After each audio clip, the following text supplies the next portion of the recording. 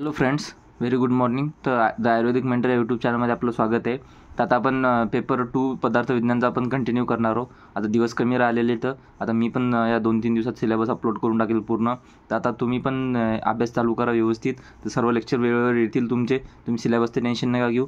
मी मेहनत करतो, मी सर्व टायमावर सर्व अपलोड करतो. तुम्ही फक्त जसं ज्या पद्धतीने सांगितले त्या पद्धतीने सर्व रिवाईज करत राहा. तुमच्याकडे सर्व नोट्स अवेलेबल येतात. जसं जसं मी करत आहे तुम्ही टेलिग्राम ग्रुपवर जॉईन व्हा. तुम्हाला सर्व नोट्सचे अपडेट राहतात. कोणतं लेक्चर आहे. मी रात्रीच सांगितलं होतं की आज रचनाचं लेक्चर येणार तर पदार्थाचे लेक्चर येणार तर आणि संस्कृतचं पण लेक्चर येणार आहे. तर तुम्ही आज दिवसभरात आता लेक्चर चालूच राहतील येणं. तर तुम्ही थोडा हे करा, अभ्यास करा आणि टेन्शन नका घेऊ. ठीक आहे. आता आपण स्टार्ट करू. आता पेपर 2मध्ये सगळ्यांना प्रमाणा वगैरेमध्ये सर्वांना कन्फ्युजन होते, कसं काय करावं काय नाही. तर आता मी ज्या पद्धतीनं तुम्हाला सांगत आहे त्या पद्धतीने करा. आता ह्या ज्या नोट्स येतात त्या मी नोट्समध्ये पुस्तकी लँग्वेज न यूज करता मी थोडेसे माझी लँग्वेज यूज केली, जे आपण पेपरामध्ये यूज पण करतो, जे आपण थोडंसं मी पण थोडे शुद्ध ठेवायचा प्रयत्न केलेला आहे. कारण की आपल्याला तसं लिहा पण लागते. आपण तुमच्या भाषेत किती जरी असलं तर आपण आपल्या व्हर्नाक्युलर लँग्वेजमध्ये नाही लिहू शकत. आपण आपल्या डेली जे यूज करतो त्या भाषेत नाही. थोडे शब्द आपल्याला ऑथेंटिक शब्द वापरावे लागतात. पण मी अशा वेमध्ये वापरतो की आता पुस्तक तुम्ही खूप वेळा रीड केलं असेल, पदार्थ प्रत्यक्ष वगैरेमध्ये, तर काही शब्द काही टॉपिक नाही का जे परीक्षा येतात, व्याख्या वगैरे येतात ते ठीक आहे. पण जे टॉपिक समजा आपल्या मनावरचे येतं की बा महत्त्व लिहा, तर महत्त्व तुम्ही तुमच्या हिशोबाने काही लिहू शकता. तुम्ही तुमच्या हिशोबाने तुम्हाला जे तुमच्या याच्यावर लागते ते काही लिहू शकता. तर ते मी व्यवस्थित रिसर्च करून बनवलं आहे. तर तुम्ही नाही का पेपर 2साठी बुक रीड करू नका.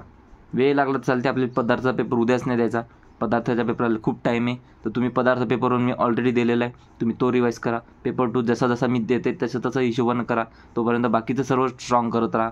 ठीक आहे. तर लेक्चर येत राहतील, पण तुम्ही नाही का पुस्तक वाचू नका. टाईम दुसऱ्या सब्जेक्टला द्या, जे सब्जेक्ट वीक येतं. स्टार्टिंगला तुम्ही सगळ्यात आधी सर्वांनी संहिता अध्ययन, संस्कृत आणि पदार्थ विज्ञान हे विषय स्ट्रॉंग करा. ठीक आहे. PB पेपर 1 इतका स्ट्रॉंग करून ठेवा की तुम्हाला काहीच प्रॉब्लेम नसले पाहिजे. PB पेपर 1 एकदम इझी येते. तर तुम्ही काहीच लोड नका घेऊ. आणि संहिता अध्ययन इम्पॉर्टंट पेपर आहे. आणि संस्कृतवर तुम्ही एखादा दिवस एक्स्ट्रा जरी दिला तुम्हाला तरी काही प्रॉब्लेम जाणार नाही. तुम्ही पण संस्कृतला घ्या, पाहणं चालू करा, लेक्चर पाहणं चालू करा. ठीक आहे. त्यात आपण बघू परीक्षा. आता पहिलं प्रमाण आहे परीक्षा प्रमाण. आता परीक्षा प्रमाण आणि आप्तोदेश प्रमाण हे दोन्ही मिळून नाही का आपल्याला दोन SAQ आणि 1 LAQचं वेटेज आहे. 2 SAQ आणि 1 LAQचं वेटेज आहे. म्हणजे आपल्याला जवळपास 20 मार्काचं वेटेज आहे याला. कोणाला? परीक्षा प्रमाणाला आणि आप्तोदेश प्रमाणाला. आता जर का तुम्ही 3 पेपर बघसाल तर 3 पेपरमध्ये नाही का जास्त करून मेजरली आपल्याला याच्यावर प्रश्न विचारलेला आहे. कशावर? जो SAQ आहे, जो पहिला SAQ येतो तो पहिला SAQ प्रमाणवर येते. तर मी तुम्हाला दाखवतो. आपला पहिला SAQ प्रमाणवर येते, परीक्षावर येते. परीक्षा प्रमाणावर येते. तर परीक्षा लक्षण येऊन चरकोक्त चतुर्विध परीक्षा एक्सप्लेन करा, प्रमेय प्रमाता आणि प्रमाण व परीक्षा व्याख्या लिहा. तर हे टॉपिक तुमचे सर्व SAQमध्ये आले. पण आता जर का तुम्ही ऑब्झर्व करसाल तर LAQमध्ये परीक्षा आणि आप्तोदेशवर पहिला LAQचं वेटेज आहे. LAQ एक तर परीक्षेवर येऊ शकते किंवा आप्तोदेशवर येऊ शकते. आता तुम्ही ऑब्झर्व करा तर 2 दिवस नाही, दोन पेपरमध्ये आप्तवर आला, आप्तोदेश प्रमाणवर आला. अजून इथं पण आप्तोदेशवर आलेला आहे कुठंतरी. हा पण आप्तोदेशवरचाच क्वेश्चन आहे. आता राहिला हा प्रश्न. याच्यात आलं प्रमाण, याच्यात आलं परीक्षावर क्वेश्चन आला लास्ट पेपरमध्ये. तर यावेळेस चान्सेस येतं की परीक्षावर येऊ शकते किंवा आप्तोदेशवर येऊ शकते. तर परीक्षावर पण यावेळेस LAQ याचे चान्सेस जास्त येतं. ठीक आहे. पण आपल्याला दोन्ही करायचं. हे दोन्ही मिळून तर ब्लू प्रिंट फॉलो होते. तर परीक्षा प्रमाणावर 1 LAQ येऊ शकतो. म्हणून नाही का तुम्ही तयार राहा. ठीक आहे. मी सर्व इन्क्लूड केलेले तर क्वेश्चन वगैरे. तर तुम्ही फक्त परीक्षा जेवढं मी सांगतो तेवढंच रीड करा. बाकी तुम्हाला एक्स्ट्रा वाचायचं काम नाही. फक्त तुमचं झालं वाचणं की वापस रीड करायला. ठीक आहे. परीक्षाचा पहिल्यांदा बघू. परीक्षा म्हणजे काय? शास्त्र किंवा व्याधी प्रत्येक गोष्टीत परीक्षण करून योग्य निर्णय घेण्यासाठी परीक्षा खूप उपयोगी असते. आपण जेव्हा आपण शास्त्र असो किंवा कोणतं म्हणजे सिद्धांत बनवायचा असेल किंवा कोणतं शास्त्र बनवायचं असेल किंवा आपल्याला व्याधी, आपण जास्त करून चिकित्सावर, तर व्याधीमध्ये काही जरी गोष्टीचं परीक्षण करायचं असेल तर परीक्षण करून म्हणजे काही डिसिजन घ्यायचा असेल तर परीक्षा करून नाही का आपण डिसिजन घेतो की कोणती औषध द्यायची, काय द्यायचे, कोणता रोग आहे. हे सर्व गोष्टीमध्ये परीक्षा प्रमाण खूप महत्त्वाचं आहे. त्याची व्याख्या काय? जिज्ञासा नाम परीक्षा हा यथा भेषजः परीक्षोत्तर कालामुपदक्षते. तर हा श्लोक इम्पॉर्टंट आहे. हे तुम्हाला नाही का MCQसाठी येऊ शकते आणि तुम्हाला हा लिहायचा. तर हा लर्न करून टाका. ठीक आहे. इझी आहे. तुम्ही 2-4 वेळा लिहिला तर होऊन जाते. जे श्लोक सांगत आहे ते तुम्ही थोडं लर्न करायचं ट्राय ठेवा. का कोणी म्हणतील तुम्हाला की परीक्षेच्या आधी श्लोक नका रीड करू, परीक्षेच्या आधी श्लोक नका रीड करू, तर असं काही नसते. ज्या गोष्टीत मी मासानुमासिक माझं एक्झाम्पल सांगतो. तर मासानुमासिक गर्भवृद्धीचे श्लोक मी पेपराच्या आणल्याविषयी सर्व श्लोक केले होते आणि पेपराच्या तिथं जाऊन मी फक्त काहीच नाही, 4 वेळा लिहून पाहिले, 4-5 वेळा लिहून पाहिले, रोज रिवाईज केले, तिथं जाऊन पेपरात लिहून आलो. दुसऱ्या दिवशी भले तुम्ही विसरा ना, तुम्हाला फक्त पेपराच्या वक्ती हे केव्हा करा, तुम्ही कधी पण करू शकता, पण तुम्ही ऑलरेडी करून ठेवा तर चांगली गोष्ट. पण काही टॉपिक नाही का तुम्हाला वेळेवर करावं लागतील, काही टॉपिक तुम्हाला वेळेवर वाचायला लागतील. कारण की ते तुम्ही किती जरी त्याला टाईम दिला तरी ते काय होणार आहे, तर वेळेवर उडणार आहे. जसं आपलं इनऑर्गॅनिक केमिस्ट्री किती वाचा, वेळेवर उडणार आहे. म्हणून फिजिक्स स्ट्रॉंग करा. तर तसेच बाकीचे हे 3 सब्जेक्ट स्ट्रॉंग करा. बाकी मॉडर्न पार्ट तर तुम्ही लिहू शकता, काही टॉपिक उडून जाणार आहे तर ते वेळेवर वाचा. ठीक आहे. तर परीक्षेचे नाव काय? परीक्षेचे नाव जिज्ञासा, म्हणजे परीक्षेला काय म्हणतात, जिज्ञासा म्हणतात. उदाहरणार्थ काय, भेषज परीक्षेनंतर उत्तरकाल म्हणजे पुढे उपदेश करून प्रत्यक्षादी प्रमाणांद्वारा यथार्थ तत्वाची परीक्षा म्हणजे जिज्ञासा सांगितले आहे. तर हे परीक्षा म्हणजे जिज्ञासा आहे. थोडंसं तुम्ही तुमच्या भाषेत लिहू शकता, याच्यात एवढं काही लोड घ्यायचं काम नाही. पण व्याख्या श्लोक टाकला की खाली तुम्ही काही एक्सप्लेन करा तुमच्या हिशोबानं, तर काही प्रॉब्लेम नाही. फक्त श्लोक टाकला की तुम्हाला खाली तुम्ही एक्सप्लेनेशनसाठी हे करता, श्लोक नाही टाकला मग एक्सप्लेनेशन व्यवस्थित लिहायला लागते. ठीक आहे. परीक्षेची आवश्यकता काय, आता परीक्षा आपण करत आहे, शिकत आहे, त्याची आवश्यकता काय, महत्त्व काय, उपयोगिता काय, हे सारखे सिमिलर शब्द येतं. तर काही जरी आलं तर हे लिहायचं. निदानात्मक व चिकित्सक, निदान म्हणजे काय, आपल्याला डायग्नोसिस, चिकित्सा म्हणजे काय, ट्रीटमेंट. हे लक्षात ठेवा. निदान तुम्हाला रोग निदान हा शब्द हा तुम्हाला सेकंड इयरला चॅप्टर आहे, म्हणजे चॅप्टर काय पूर्ण सब्जेक्टच आहे. तर आपलं पूर्ण तुम्हाला निदान आणि चिकित्सा ह्याच्यावरच येणार आहात तुम्ही. तर निदान म्हणजे काय, डायग्नोसिस, आणि चिकित्सा म्हणजे काय, चिकित्सा म्हणजे आपल्याला त्याची ट्रीटमेंट. निदानात्मक व चिकित्सेच्या दृष्टीने परीक्षा विधीची उपयोगिता चरकाचार्यांनी खालीलप्रमाणे वर्णन केलेली आहे. ठीक आहे. कोण? चरकाचार्यांना. आपण काय चरकाचार्यांना बघत आहे. रोग निदानासाठी आवश्यकता, रोग निदानासाठी काय आवश्यकता आहे, रोग निदानासाठी परीक्षेची कशी आवश्यकता आहे, प्रत्येक रुग्णाची प्रकृती, विकृती, दोष दृष्टी, स्थूल व सूक्ष्म परीक्षेसाठी काय उपयुक्त आहे, परीक्षाप्रमाणे उपयुक्त आहे. ठीक आहे. नंतर इथे औषधोपचार निश्चित करण्यासाठी, म्हणजे आता तुम्हाला ट्रीटमेंट द्यायची तर आता तुम्ही औषध कोणतं देता, योग्य औषध, मात्रा, किती अमाऊंटमध्ये द्यायचं, आणि उपचार पद्धती आणि कशा पद्धतीने द्यायचं ठरवण्यासाठी काय कशाची मदत होते, परीक्षा प्रमाणाची मदत होते. नंतर पुनरावृत्ती आणि प्रयोगशुद्धता, म्हणजे काय, आपल्याला प्रत्येक रुग्णावर वेगवेगळ्या वेळी तपासण्या करून खात्री करता येते. म्हणजे काय की आता परीक्षा प्रमाण जर का असेल तर तुम्ही याचा उपयोग करून तुम्ही काय करू शकता की तुम्ही ते टेस्ट करून प्रत्येक याच्यावर तुम्ही चेक करून मग तुम्ही डिसाईड करू शकता. ठीक आहे. नंतर इथे वैद्यक क्षेत्रातील संशोधनासाठी म्हणजे रिसर्चसाठी याची उपयोगिता होते.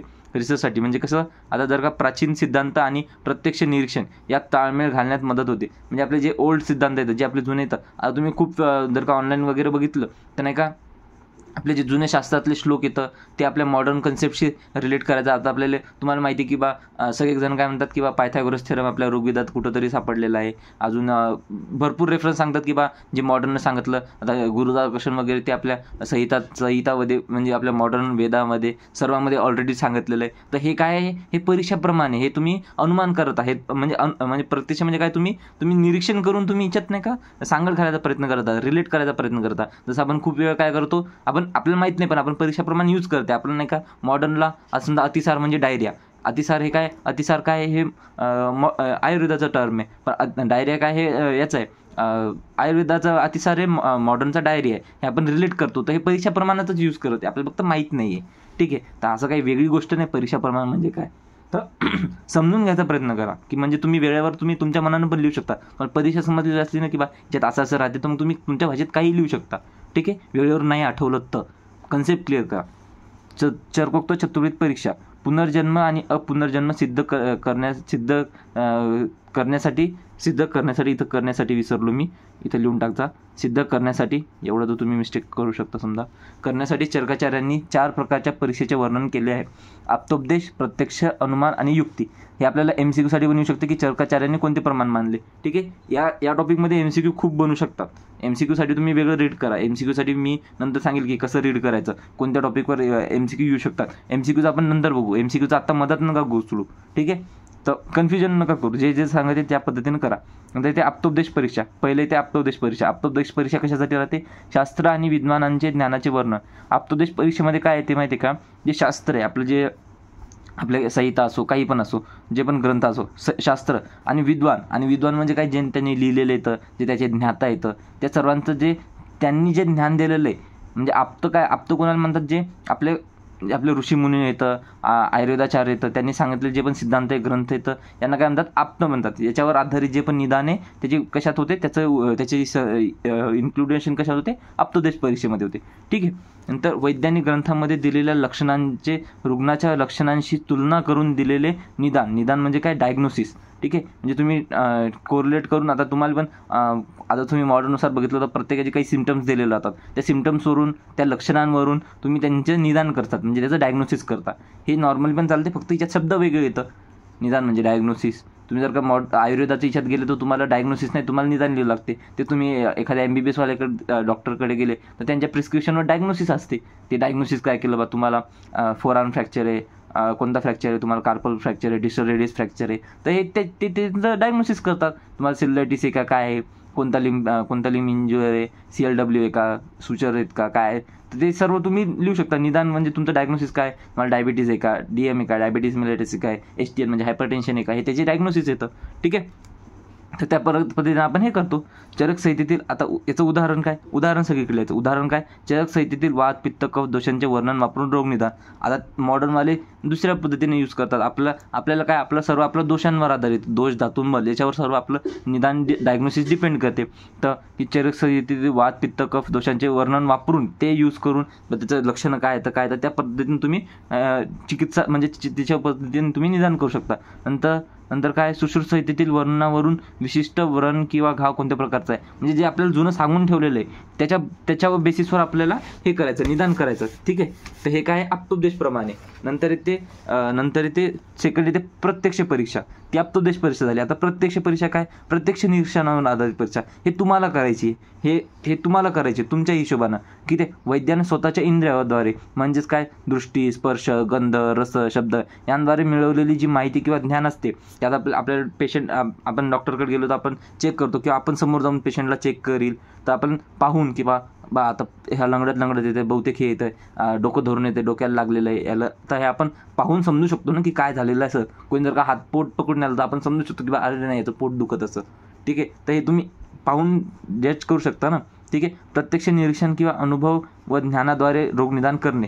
ठीक आहे. आपण सर्व निदानासाठीच करत आहे. ठीक आहे. नंतर जसं की उदाहरणं काय, ताप असल्यास त्वचेची उष्णता वाढलेली असते, म्हणजे ताप आला तर अंग गरम लागते. डोळे पिवळसर दिसणे म्हणजे काय, काळीचं लक्षण आहे. व्रण किंवा घाव असून त्यामध्ये जर का टू किंवा पस असला तर तिथं हे आपण बघून पाहू शकतो. ठीक आहे. नंतर येते थर्ड येते अनुमान प्रमाण काय, अप्रत्यक्ष निरीक्षणावरून निष्कर्ष काढणे. इंद्रियांना प्रत्यक्ष ज्ञान न आल्यास पूर्वानुभव व संकेतावरून निष्कर्ष काढणे. नंतर काय ते प्रत्यक्ष निरीक्षणासाठी अनुमान म्हणजे काय, अप्रत्यक्ष निरीक्षण म्हणजे अप्रत्यक्ष जे आपल्याकडे नाही तर ते अंदाजानं निरीक्षण करणे, अंदाजाने हे सर्व काढणे. ठीक आहे. आधारावर रोगाचे निदान करणे. दुर्गंधीयुक्त व्रण म्हणजे काय, घाव किंवा हे वूंड असली तर तो काय संक्रमित म्हणजे इन्फेक्टेड असल्याचा आपल्याला अंदाज येतो. अत्याधिक तहान लागणे व वारंवार लघवी होणे म्हणजे काय, मधुमेहाची शक्यता असते. संधिवातामध्ये सांध्यातील वेदना हिवाळ्यात वाढणे म्हणजे वातदोष वाढल्याचा संकेत असतो. नंतर युक्तिपरीक्षा काय, तर्क आणि तर्काधारित विश्लेषण करून आपण निदान करतो. तर्कशक्तीचा उपयोग करून रोगाची व्याप्ती, उपचार, दोषस्थिती यांचे विश्लेषण करणे. रोगाची चिकित्सा करताना वात, पित्त, कफ दोषांचा तर्कशुद्ध विचार करणे. याचं उदाहरण काय, जसं रुग्ण क्रूश कोरड्या त्वचेचा आणि सांधेदुखीचा त्रास घेत असेल तर वातदोष असल्याचे तर्क निश्चित होते, म्हणजे आपण त्यांना अंदाज लावू शकतो. नंतर अतिसार किंवा डायरिया झाल्यास जलीय औषधे व आहार देणे, पण शरीर क्रूश झाले असेल तर पौष्टिक औषध देणे. वेगवेगळ्या औषधांचा संयोग करून रुग्णाच्या प्रकृतीनुसार योग्य उपचार करणे. हे कशानुसार आहे, युक्तीनुसार आहे. ठीक आहे. आपण आपल्या अंदाजानुसार देतो. ठीक आहे. आता नेक्स्ट टॉपिक इथे आपला प्रमाण. इथपर्यंत आपण नाही का परीक्षा काय ते आपण बघितलं. परीक्षेचं कसं आहे, चतुर्विध परीक्षा बघितली आपण. ठीक आहे. आप्तोपदेश परीक्षा बघितली, नंतर अनुमान बघितली, आप्तोपदेश बघितली, युक्ती बघितली आणि अनुमान बघितली. ठीक आहे. हे 4 परीक्षा बघितल्या आपण. कोणत्या, आप्तोपदेश, प्रत्यक्ष, युक्ती आणि अनुमान. ठीक आहे. नंतर इथे प्रमाण म्हणजे काय, आता प्रमाण हे सर्व प्रमाण आहे, तर प्रमाणबद्दल आपल्याला थोडी माहिती पाहिजेत ना. आपल्याला येते पण प्रमाणची व्याख्या बघितल्या. निरुक्ती काय, प्र, मा प्लस न मिळून काय बनते प्रमाण. प्र हा काय उपसर्ग लागून, मा धातूद्वारा करण म्हणजे काय साधन, या अर्थाने ल्यूट किंवा अन प्रत्यय लागून प्रमाण शब्द बनला आहे. ठीक आहे.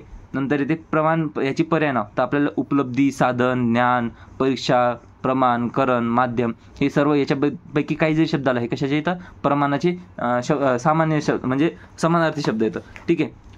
प्रमाण किंवा परिभाषेची व्याख्या काय, हा तुम्हाला श्लोक इम्पॉर्टंट आहे, हा श्लोक तुम्हाला पाठ करायचे. अर्थोपलब्धीर हेतू प्रमाणम म्हणजे काय, अर्थाच्या प्राप्तीच्या अर्थाच्या म्हणजे काय, विषयाच्या प्राप्तीच्या कारणाला काय म्हणतात, प्रमाण असे म्हणतात. प्रमेया हा करणम प्रमाणम हा तर्कदीपिकेचा श्लोक आहे. म्हणजे काय, प्रमाच्या करणाला काय म्हणतात किंवा साधनाला काय म्हणतात, प्रमाण असे म्हणतात. तर याचे प्रमाणाचे लक्षण काय, तर प्रमाण करणाला प्रमाण म्हणतात. यथार्थ अनुभव म्हणजे प्रमा होय. प्रमाच्या साधनाला प्रमाण म्हणतात. ज्याद्वारा कोणत्याही वस्तूचा वास्तविक स्थितीचे ज्ञान होते त्याला काय म्हणतात, प्रमाण म्हणतात. प्रमाण एक साधन आहे, एक ज्ञान आहे. प्रमाच्या साधकतम करणाला काय म्हणतात, प्रमाण असे म्हणतात. तर तेच हे फक्त घुमू फिरू बोललेलं आहे. आपल्या पण पेपरमध्ये असं घुमू फिरू तेच लिहायचं, त्याला फक्त मागं पुढं करून 2-4 लाईन भरून टाकायच्या. ठीक आहे. नंतर इथे आपला नेक्स्ट टॉपिक आहे, इम्पॉर्टंट टॉपिक आहे. याच्यावर आत्तापर्यंत ACQ बनला नाही, त्याच्यावर चान्सेस येतं की ACQ किंवा LAQ पडू शकते. आता LAQ उपयोगितावर आला तर आता परीक्षा टॉपिक छोटा आहे, त्याच्यावर टॉपिकवर नाही का, हा जर का LAQ आला तर हा बुद्धीवर किंवा ज्ञान विवेचनवर येऊ शकते. ठीक आहे. तर मी शॉर्टकटमध्ये देते, तुम्ही त्याला एक्सप्लेन करू शकता. जर का LAQसाठी आलं तर ACQसाठी पण येऊ शकते, LAQसाठी पण येऊ शकते.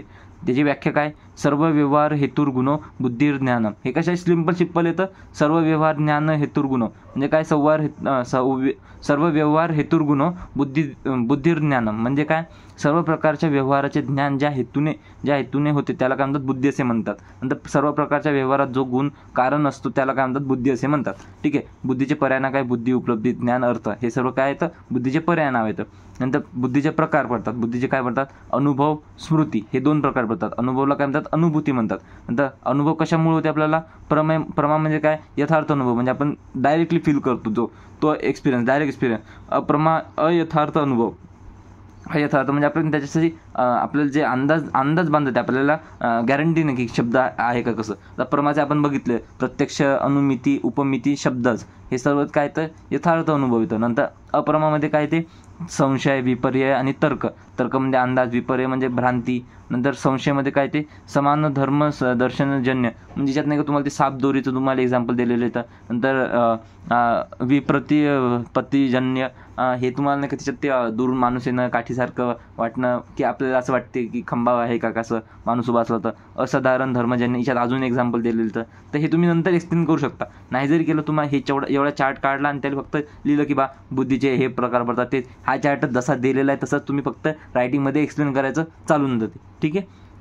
नंतर इथे हे बघितलं. नंतर स्मृतीचं काय ते प्रमाजन्य यथार्थ आणि अप्रमाजन्य यथार्थ. ठीक आहे. तर तर्कमध्ये काय ते व्याघात, आत्माश्रय, अन्योन्याश्रय, चक्रक आणि अनवस्था हे काय तर हे 5 प्रकार पडतात तर्काचे. ठीक आहे. तर हे सर्व तुम्ही एवढा चार्ट, बुद्धीचे प्रकार इम्पॉर्टंट आहे, येऊ शकते, आलं तर तुम्हाला लिहिता आलं पाहिजे. ठीक आहे. एवढा चार्ट करून जा, बाकी वेळेवर तुम्ही लिहू शकता. काय करणारा, किती करणारा आणि चान्सेस किती, वेटेज किती त्या हिशोबाने करा ना. ठीक आहे. नंतर इथे प्रमेय, प्रमाता इम्पॉर्टंट आहे, आपल्याला माहीत असणं आवश्यक आहे. हेच आपल्याला सर्व करणार आहे. प्रमा म्हणजे शुद्ध सत्य आणि अचूक ज्ञान. प्रमा म्हणजे काय, शुद्ध सत्य आणि अचूक ज्ञान. ठीक आहे. हे ज्ञान आपल्याला विशिष्ट प्रमाणांच्या आधारे प्राप्त होते. योग्य निदान व उपचारासाठी वैद्याने योग्य प्रमा प्राप्त करणे अत्यंत आवश्यक आहे. अयोग्य ज्ञानाला अप्रमा म्हणतात. ज्ञानप्राप्तीच्या 4 प्रमाणांना 4 प्रमाणे आपण मानलेले आहेत. 4 प्रमाणांमध्ये प्रत्यक्ष प्रमाण याला काय म्हणतात, डायरेक्ट परसेप्शन म्हणतात. डोळे, कान, नाक, जिव्हा, त्वचा यांसारखे इंद्रियाद्वारे थेट मिळणारे ज्ञान प्रत्यक्ष प्रमाणामध्ये येते. नंतर इथे अनुमान प्रमाणामध्ये इन्फेरन्स म्हणजे काय, तुम्ही तर्क आणि विचारशक्तीवर आधारलेले जे ज्ञान आहे, जसे की धूर दिसला की आग असावी असा निष्कर्ष करतो आपण, हे अंदाज लावतो. नंतर उपमान प्रमाण काय म्हणजे आपण याच्यात कंपॅरिझन करतो. एका वस्तूच्या समानतेवरून नवीन ज्ञान मिळवणे म्हणजे आपण कंपॅरिझन करून हे करतो. ठीक आहे. शब्दप्रमाण काय, व्हर्बल टेस्टिमनी म्हणजे काय, प्राचीन ग्रंथ, वेद आणि आचार्यांनी सांगितलेले ज्ञान. ठीक आहे. नंतर इथे प्रमेय काय, प्रमेय म्हणजे ध्येय आहे. प्रमेय म्हणजे काय, जे ध्येय आहे, जाणले जाणारे सत्य. आयुर्वेदात प्रमेय म्हणजे संपूर्ण चराचर विश्व व त्यातील सर्व घटक हे काय तर हे काय मानलेलं तर प्रमेय मानले जातं. तर प्रमेयाचे किती प्रकार येतात? 7 प्रकार येतात. त्याला काय म्हणतात? सप्तपदार्थ येतात. जसं आपण पेपर 1मध्ये बघितलेलं आहे. द्रव्य, गुण, कर्म, सामान्य, विशेष, समवाय, अभाव. हे आपण सर्व या सिक्वेन्समध्येच बघितले येतात. नंतर इथे द्रव्यामध्ये काय? ते द्रव्यामध्ये पदार्थ, पंचमहाभूत, धातू, मल. ठीक आहे. नंतर याचं उदाहरण काय? तर पृथ्वी, तेज, आप, वायू, आकाश. तर गुणमध्ये काय? गुणचे अर्थ काय? तर गुणमध्ये पदार्थाचे गुणधर्म येतात आपल्याला. उष्ण, शीत, गुरु, लघु, स्निग्ध, पिश्चिल, सांद्र, मृदू. Example etcetera etcetera. तर कर्ममध्ये आपण बघितलं तर पदार्थाने केलेली क्रिया, शरीरातील पचन, श्वासोच्छवास. नंतर जे सामान्य म्हणजे काय? 2 किंवा अधिक गोष्टींमधील साम्य दाखवण्यासाठी, जर आपण सामान्यमध्ये संयोग वगैरे ते बघितलं होतं. नंतर सर्व ज्ञानांना पोषण करणारे गुण असतात. ठीक आहे. विशेष म्हणजे काय? वेगळेपणा दर्शवणारा गुण. माती गंधयुक्त असणे पण आकाश निर्गंध असते. नंतर समवाय काय? 2 गोष्टींमधील अविभाज्य घटक. आत्मा आणि शरीराचे नाते. अभावमध्ये काय? ते एखाद्या वस्तूचा अभाव. एका खोलीत दिवा नाही म्हणजेच काय? तिथं प्रकाशाचा अभाव आहे. हे तुम्ही इझिली लक्षात ठेवू शकता. ठीक आहे. आणि एवढंच लिहायचं. प्रमाण काय? प्रमाता म्हणजे जो ज्ञान प्राप्त करतो तो. हा ज्ञान जाणणारा व्यक्ती विचारवंत किंवा चिकित्सक, वैद्य असतो. वैद्य प्रमाता असतो कारण तो योग्य प्रमाणांच्या आधारे प्रमेयाचे म्हणजे रोगाचे ज्ञान घेऊन निदान आणि चिकित्सा करत असतो. ठीक आहे. प्रमात्याचे 2 प्रकार पडतात. योग्य प्रमाता आणि अयोग्य प्रमाता. योग्य प्रमाता म्हणजे काय? सद्विधा असलेला म्हणजे काय? सद्विद्या असलेला म्हणजे काय? जो योग्य प्रमाणांचा वापर करून सत्य ज्ञान मिळवतो. अयोग्य प्रमाता काय? अज्ञान असलेला म्हणजे काय? जो चुकीच्या माहितीवर आधारलेला असतो. ठीक आहे. प्रमेय आणि प्रमाता या 3 संकल्पानंतर ज्ञानप्राप्ती प्रक्रिया, या 3 संकल्पांवर काय असते? ज्ञानाची जी प्राप्ती ती अवलंबून असते. ठीक आहे. नंतर वैद्याने योग्य प्रमाणांचा वापर करून प्रमेय म्हणजे काय? रोग, औषध यांचे ज्ञान घ्यावे आणि उपचार करावा. चुकीचे ज्ञान चुकीचे ज्ञानाला काय म्हणतात? अप्रमा म्हणतात. टाळण्यासाठी योग्य प्रमाताचे अस्तित्व महत्त्वाचे असते. ठीक आहे. हे झालं आपल्याला प्रमेय, प्रमाता. याच्यावर आपल्याला आलं तर हे लिहायचं. आता MCQच्या दृष्टीने हे सगळ्यात इम्पॉर्टंट आहे. प्रमा म्हणजे काय? यथार्थ अनुभव प्रमाहा. प्रमेय काय? यो अर्थ प्रमीयते तत्प्रमेयम. हे त्याचा इम्पॉर्टंट श्लोक आहे. प्रमाण म्हणजे काय? प्रमाकरणम प्रमाणम. प्रमाता काय? आत्महाज्ञः करणय. हे तर हे तुम्हाला MCQसाठी इम्पॉर्टंट येतं. हे आपल्याला विचारू शकता. ठीक आहे. नंतर येते आयुर्वेदात प्रमाणांची उपयोगिता व महत्त्व. आता प्रमाण जे येतं त्याचं आयुर्वेदात काय महत्त्व आहे? ठीक आहे. आयुर्वेदात काय इम्पॉर्टंट आहे? याच्यावर लास्ट इयरला LAQ आपल्याला आलेला आहे. तर इम्पॉर्टंट टॉपिक आहे आणि आपल्याला माहीत असणं आवश्यक आहे. ठीक आहे. आयुर्वेद चिकित्सा विज्ञानामध्ये प्रमाणांना अत्यंत महत्त्व आहे. हे आता आपण एवढं सर्व बघितलंच किती इम्पॉर्टन्स आहे. कारण की सर्व डायग्नोसिस आणि ट्रीटमेंट कशावर डिपेंड आहे? परीक्षा प्रमाणावर डिपेंड आहे. ठीक आहे. नंतर ते योग्य निदान, उपचार व संशोधन यासाठी प्रमाणांचा उपयोग होतो. प्रमाणांच्या आधारे रोगाचा अभ्यास, औषध निर्मिती, परिणाम मापन व नवीन संशोधन शक्य होते. खाली प्रमाणांचे महत्त्व आपण वेगवेगळ्या दृष्टिकोनातून पाहूया. जसं की पहिलं, रोग निदानामध्ये काय होते? म्हणजे डायग्नोसिस ऑफ डिसीजमध्ये काय होते? योग्य निदान केल्याशिवाय योग्य उपचार शक्य नाही. हे आपल्याला माहिती आहे. आणि याच्यात मला तर वाटत नाही की मी आत्तापर्यंत काही हार्ड वाचलं तर तुम्हाला समजणार नाही अशी भाषा वापरली. एकदम इझी भाषा आहे. जे डेलीमध्ये आपण यूज करतो तीच भाषा यूज केलेली आहे. तर तुम्हाला माझ्या हिशोबाने तरी तुम्हाला रीड करण्यात आणि अंडरस्टँड होण्यात काहीच कन्फ्युजन होणार नाही आहे. ठीक आहे. आयुर्वेदात रोग आणि दोषांचे तुम्ही पुस्तकातून वाचाल, एवढे शब्द वाचताल, एवढं कन्फ्युजन होतात. तेच गोष्टी पण कठीण शब्दामध्ये सांगितलेल्या आहेत, कन्फ्यूज असाल तर रीड करायचं. ज्यांना नसेल न केलं त्याच्यासाठी चांगलीच गोष्ट आहे. नोट्सच रीड करा, डोकं लावूच नका. ठीक आहे. नंतर येते आयुर्वेदात रोग आणि दोषांचे निदान करण्यासाठी प्रमाणांचा उपयोग होतो. उदाहरणार्थ काय? जसं प्रत्यक्ष प्रमाण कुठं होते? शरीराचे तापमान वाढल्यास ताप किंवा ज्वर असल्याचे समजते. हे प्रत्यक्ष प्रमाण. अनुमान प्रमाणामध्ये काय? जिभेवर पांढरा थर दिसल्यास अजीर्ण म्हणजे इंडायजेशन असल्याचा अंदाज येतो. शब्द प्रमाणामध्ये काय? चरक संहितेत सांगितलेल्या लक्षणांच्या आधारे रोगाचे निदान करता येते. तर हे प्रमाण तुम्ही त्याचा अर्थ समजून घेतलं की तुम्ही त्याच्यावर एक्झाम्पल ऑटोमॅटिक लिहू शकता. न तुम्ही काऊन ताण घेता तुम्ही? फायदा काय? आता याचा फायदा बघून घेऊ. फायदा पाहायला लागला ना आपल्याला. तर वैद्याला रुग्णाची प्रकृती, दोष आणि विकृती समजून उपचार ठरवता येतात. ठीक आहे. सिंपल आहे. नंतर सेकंड काय? ते औषधी निर्मिती व परिणाम करता. आणि कसं पण लिहिताना मी ज्या वेळेनं मी प्रेझेंट केलेलं आहे तुम्हाला असंच प्रेझेंट करायचं आहे. ते लाईन एका सुईनं ते पॉईंट वाईज तुम्ही लिहिता, पण ते वाटते शेवटी असं वाटतं की पॅराग्राफले फोडू लिहिलेलं आहे. तुम्ही काय करता? एका सुईनं तुमचं आता मी पॅटर्न जर का सांगितला तर तुम्हाला हे जर का तुम्हाला उपयोगिता लिहिली, मग तुम्ही काय करता माहिती आहे का? क्वेश्चनमध्ये आन्सरमध्ये येता, असं टाकता, पॅराग्राफ लिहिता, असं एक लाईन टाकता, पॅराग्राफ लिहिता, असं एक लाईन टाकता. म्हणजे तुम्ही बुलेट्स लावता, तुम्ही स्टार मारसाल, तुम्ही तुमच्या पद्धतीने किंवा नंबरिंग टाकसाल, काय करसाल, पण तुम्ही लिहिता काय? असं सिक्वेन्स वाईज. पॉईंट वाईज असलं पाहिजे, काही मेन हेडिंग असली पाहिजे, दुसऱ्या हेडिंग असल्या पाहिजे, त्याच्यामध्ये डिफरन्स असला पाहिजे. आता तुम्ही जर का बघत असाल तर मी नाही का या सेम पेन वापरला, मी याच्यामध्ये वेगवेगळे पेन वापरू शकलो असतो, पण हे तुम्हाला कशासाठी दाखवलं की मी पेन नोट्समध्ये, तुम्ही नोट्समध्ये वेगवेगळ्या कलरने हेडिंग दाखवू शकता, पण एकाच पेननं तुम्ही हेडिंग कशा डिफरन्शिएट करू शकता त्यासाठी तुम्हाला मी एकाच पेननं लिहून दाखवेले. ठीक आहे, तर प्रत्येक गोष्टीवर ध्यान द्या, हे तुम्हाला मार्क्स इम्प्रूव्ह होण्यात हेल्प होईल तुमची.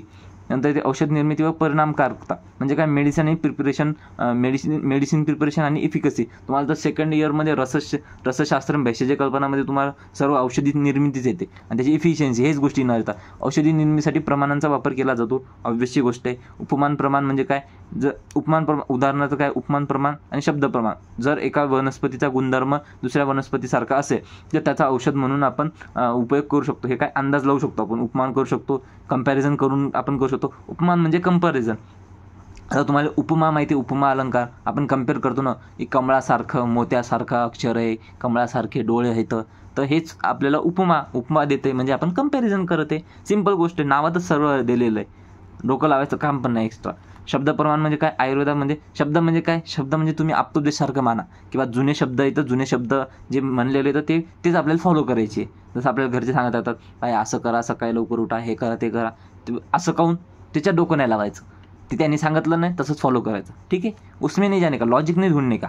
ठीक है, उसने बोला है ना, उन्होंने चेक किया ना सब, अपुण्य नहीं उसमें घुसने का. ठीक आहे, आयुर्वेद ग्रंथामध्ये सांगितलेल्या औषधी गुणधर्मांचा अभ्यास करून नवीन औषधी तयार केली जातात. ठीक आहे, फायदा काय, नवीन औषधांची निर्मिती व त्यांची परिणामकारकता चाचपडली जाते, म्हणजे चेक करू शकतो आपण. ठीक आहे, फायदा पण बघायला लागेल ना, तर एवढं सगळं पाहिलं, फायदा काय त्याचा, चिकित्सा परिणाम मापन म्हणजे काय, इव्हॅल्युएशन ऑफ ट्रीटमेंट रिझल्ट. जे ट्रीटमेंट, आता तुम्ही ट्रीटमेंट तर करा, तुम्ही औषध दिलं, तुम्ही टेस्ट तर करायला लागेल ना, की बा त्याला फरक पडला का नाही, ते कसं चेक करसाल तुम्ही, याच्यात पण प्रमाणांचीच मदत होते.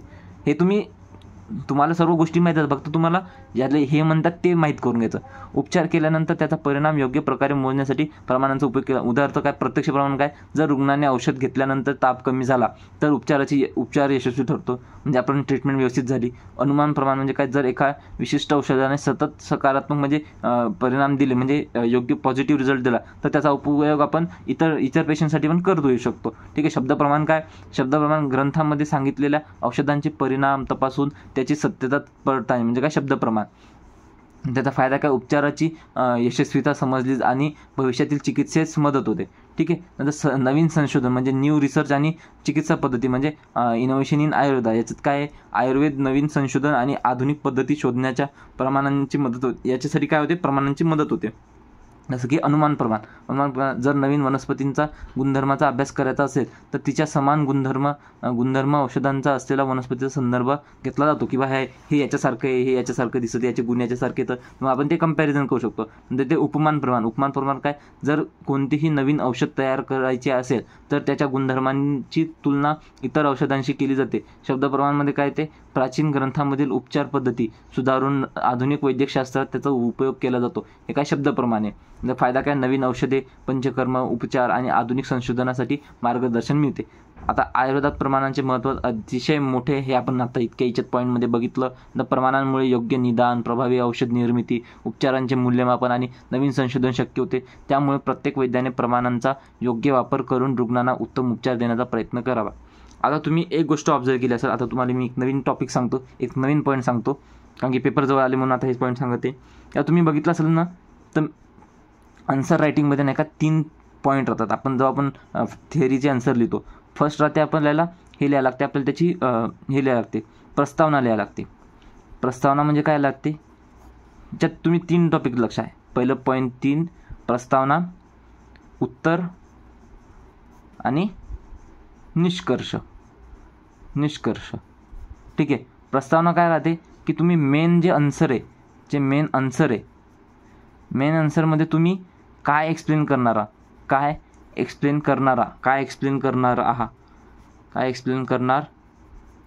त्याचं नाही का, त्याचा सारांश लिहायचा. आणि निष्कर्षमध्ये काय की तुम्ही मेन आन्सरमध्ये काय एक्सप्लेन केले त्याचा सारांश लिहायचा. तर यानं काय होते माहिती आहे का, हे टॉपिक तुम्हाला कोणी सांगणार नाही. तुम्ही नाही का उत्तर लिहिता, मग तुम्ही विचार करता की तुम्हाला हे तर माहिती आहे की 10 मार्क येतं, पण 10पैकी 10 कोणालाच मिळत नाही, तर 9 मिळतात किंवा 8 मिळतात. मग कंटेंट तर तोच आहे, ते पण तेच लिहिते, आपण पण हेच लिहितो. मग आपल्याला आपलं चुकते कुठं, पाणी कुठं मुरते, पाणी इथं मुरते की आपल्याला हे माहीतच नसते की प्रस्तावना काय राहते, उत्तर काय राहते, निष्कर्ष काय राहते. तर प्रस्तावना, तुम्हाला हे कधी गोष्ट तुम्ही ऐकली असेल, कधी कोणी जर का स्टडी केला असेल, तर कोणी विचारलं असेल, कोणी डीपमध्ये गेलं असेल, तर तुम्हाला माहीत असेल. तुम्हाला टीचर लोक सांगतात, टीचर लोकांना पण हे गोष्टी माहीत राहतात. पण टीचर लोक तुम्ही विचारणार नाही तर सांगणार थोडी. तर तुम्ही फक्त मार्क कमी दिले तर तुम्ही मानलेलंच आहे की 10पैकी 10 भेटणार नाही. तर पण काहून नाही भेटणार, 9 तर भेटू शकतात ना. तर 10पैकी 10 टीचर लोक देऊ शकत नाही, तर त्याची इच्छा जरी असली तर, पण ते 9:30पर्यंत देऊ शकतात. तुम्ही प्रेझेंट तर करून पहा, तुम्ही प्रेझेंट तर व्यवस्थित करून पहा. भेटतच नाहीत तर काहून. तर तुम्ही हे तर लिहा, मी जे सांगत आहे प्रस्तावना काय, मेन आन्सर काय लिहायचं ते एक्सप्लेन करणार. आता तुम्हाला एकदा मी हे करून दाखवतो, अंदाज देऊन दाखवतो. जसं मी तुम्हाला नाही का इथं आपण नाही का हे केलं की पूर्ण महत्त्व आहे महत्त्व आहे, योग्य प्रमाणांच्या संशोधनासाठी कशाची उपयोग होतो, निदान उपचार संशोधन यासाठी प्रमाणाचा उपयोग होतो, प्रमाणांच्या आधारे रोगाचा अभ्यास, जे आपण टॉपिक बघितले तेच दिलेलं आहे. आणि हे आपण खाली पाहूया, खाली प्रमाणांचे महत्त्व वेगवेगळ्या दृष्टिकोनातून पाहूया. क्वेश्चनाचाच उपयोग केलेला मी, क्वेश्चनच लिहिलेला आहे आणि थोडंसं 2-4 माहिती सांगितली. ही झाली त्याची प्रस्तावना झाली. मग मेन आन्सर इथून स्टार्ट होते.